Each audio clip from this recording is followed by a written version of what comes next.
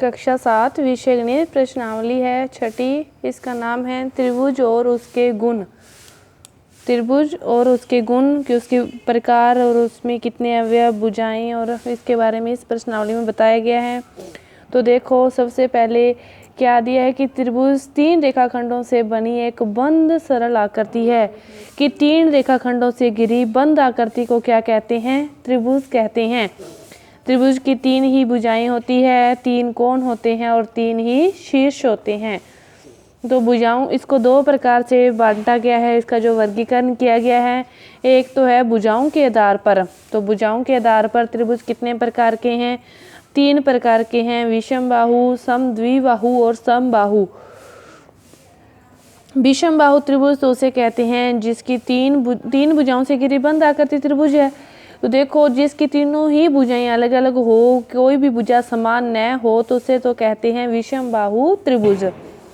समद्विबाहु त्रिभुज, जिस त्रिभुज की द्वि से अर्थ है 2, जिस त्रिभुज की 2 भुजाएं समान हो उसे कहते हैं समद्विबाहु त्रिभुज।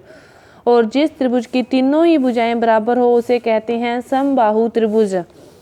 इसके बाद कोणों के आधार पर वर्गीकरण किया गया है। तो कोणों के आधार पर भी त्रिभुज का वर्गीकरण में उसमें 3 ही प्रकार का है, न्यून कोण, अधिक कोण, समकोण। न्यून कोण जिस त्रिभुज के जैसे प्रत्येक कोण ही क्या हो? न्यून कोण हो। अधिक कोण जिस त्रिभुज का कम से कम एक कोण अधिक कोण हो। और समकोण और जिस त्रिभुज का एक कोण, समकोण का अर्थ है 90 डिग्री, अधिक कोण का अर्थ है 90 से 180 के बीच में, और न्यून कोण का अर्थ है 0 से 90। तो ये आपका त्रिभुज है। इसमें देखो, अब माध्यिकाएं और शीर्ष लंब 6.1 प्रश्नावली से पहले आपकी 2 चीजें हैं, एक माध्यिका और एक शीर्ष लंब। इन दोनों में क्या अंतर होता है? माध्यिका तो क्या है? माध्यिका जैसे उसके माध्यिका में मध्य आ रहा है, उसके नाम से आप समझ सकते हो कि किसी भी शीर्ष से सामने वाली भुजा के मध्य बिंदु को मिलाने वाला रेखाखंड माध्यिका त्रिभुज की क्या कहलाती है? माध्यिका कहलाती है। किसी भी शीर्ष से सामने वाली भुजा के मध्य बिंदु को मिलाने वाला रेखाखंड त्रिभुज की माध्यिका कहलाती है, कि वह सामने वाली भुजाओं को 2 समान भागों में बांटती है। तो त्रिभुज के कितने शीर्ष होते हैं? 3 होते हैं। तो तीनों शीर्षों से फिर अपनी कितनी माध्यिकाएं खींच सकते हैं? 3।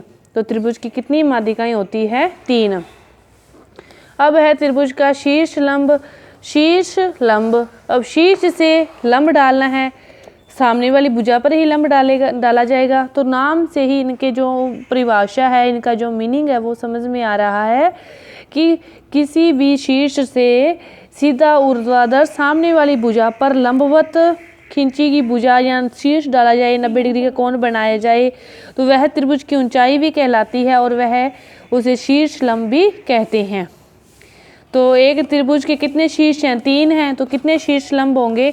3 ही शीर्ष लंब होंगे, 3 ही माध्यिका होगी। माध्यिका तो क्या होती है? सामने वाली भुजा के मध्य बिंदु को मिलाने वाली रेखा, और शीर्ष लंब सामने वाली भुजा पर डाला गया लंब। अब देखो 6.1 के बहुत ही छोटी सी प्रश्नावली है। तो देखो, पहला क्वेश्चन है कि त्रिभुज PQR में भुजा QR का मध्य बिंदु D है। QR का मध्य बिंदु आपको D दे रखा है। तो फिर जो PD होगी, फिर वो क्या होगी? उसकी माध्यिका। मध्य बिंदु को मिलाने वाला रेखाखंड क्या कहलाता है? माध्यिका। तो ये क्या होगी? माध्यिका। और यहाँ पे ये कोण दे रखा है ऐसा, तो इसका अर्थ है, ऐसा बनाने का अर्थ है कि ये कोण कितने डिग्री का है? 90 डिग्री का। 90 डिग्री का कोण लंब से ही बनेगा, तो PM है, फिर वो क्या हो गया? शीर्ष लंब हो गया। PM क्या हो गया? शीर्ष लंब हो गया। अब देखो दूसरा क्वेश्चन, निम्नलिखित के अनुमान से आकृति खींचिए। अपने आप आकृति खींचनी है आपको। देखो, त्रिभुज ABC, ये त्रिभुज है ABC, तो BE इसकी एक माध्यिका है। BE यानी B शीर्ष से खींचनी है और सामने वाली भुजा का मध्य बिंदु ऐसे खींच दो बस। इसके बाद त्रिभुज PQR में PQ और PR त्रिभुज के शीर्ष लंब है। ऐसे कोई त्रिभुज खींच लो PQR। क्या कहा है? PQ यानी कि P से PQ तथा PR त्रिभुज के शीर्ष लंब है। P से सामने वाली भुजा पर लंब और क्यू से सामने वाली भुजा पर लंब खींचेंगे, लेकिन पी क्यू आर तो त्रिभुज ही है, तो पी क्यू उसका शीर्ष लंब नहीं हो सकता। पी क्यू तो क्या इसकी भुजा है, तो इसने अपने को ये गलत दिया है, नहीं हो सकता। अब कहा है कि एक्स वाई जेड में जो वाई एल है वो एक शीर्ष लंब उसके बहिर्भाग में, तो त्रिभुज का शीर्ष लंब है, यानी कि सामने वाली भुजा पर लंब डालना है, तो वो हमेशा त्रिभुज के क्या होगा, अंदर ही होगा, बहिर्भाग में नहीं होगा। तो इसके बाद है तीसरा क्वेश्चन, देखो कि समद्विबाही त्रिभुज के शीर्ष लंब माध्यिका को बनाइए। समद्विबाहु त्रिभुज जिसकी कम से कम कितनी भुजाएं बराबर होगी, 2 भुजाएं बराबर होगी।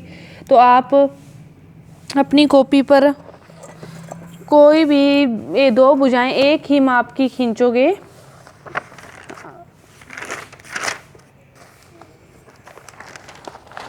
देखो कि जैसे अपने त्रिभुज बना रहे हैं, तो ये वाली 2 भुजाएं अपने 6 की रख ली, चाहे किसी की, और इसको मिला दिया, जितने की बनेगी ये अपने आप बन जाएगी। 2 भुजाओं को एक ही माप का रख के दूसरी को मिला दो, फिर अपने आप बन जाएगी। कोई त्रिभुज है ABC।